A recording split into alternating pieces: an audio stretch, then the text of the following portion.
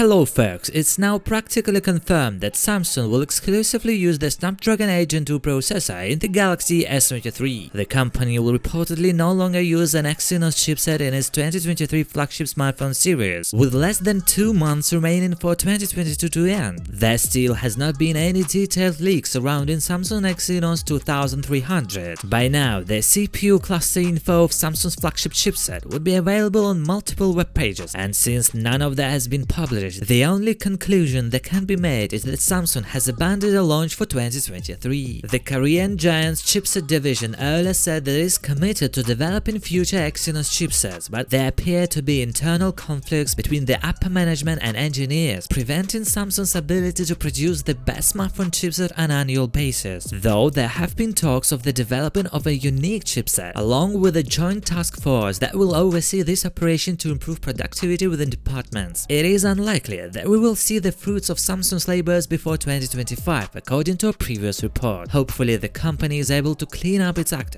and get more serious about the smartphone chipset division, or see its market share lost to the likes of Qualcomm and MediaTek. More evidence that Samsung would not launch an Exynos 2300 for 2023 is when Qualcomm announced that the former would exclusively use the Snapdragon 8 Gen 2 for its future flagship lineup, which is the Galaxy S23. That being said, the unlocked US version of the Galaxy S23 Plus was spotted on Geekbench database, revealing the Snapdragon 8 Gen 2 processor with Adreno 740 GPU, 8GB of RAM, and Android 13 operating system. It also means that the Galaxy S23 and the Galaxy S23 Ultra will feature the same processor. The results are interesting. There is nothing new in the single-core mode, 1485 points, but in multi-core, 4844 points. This is a new maximum for the Snapdragon 8 Gen 2. For example, the Galaxy S23 was previously scored on Geekbench a 1524 and 4527 points, while the Galaxy S23 Ultra scored a 1521 and 4689 points respectively. Qualcomm will unveil the Snapdragon 8 Gen 2 in the third week of November 2022. The rival Dimensity 9200 chipset from MediaTek will be announced on November 8. Both these chipsets will reportedly offer GPU performance that's better than Apple's A16 Bionic. All eyes are now on the Galaxy S23 series, which is expected to launch early next year. The specifications of Samsung's next-generation flagship phones have leaked already.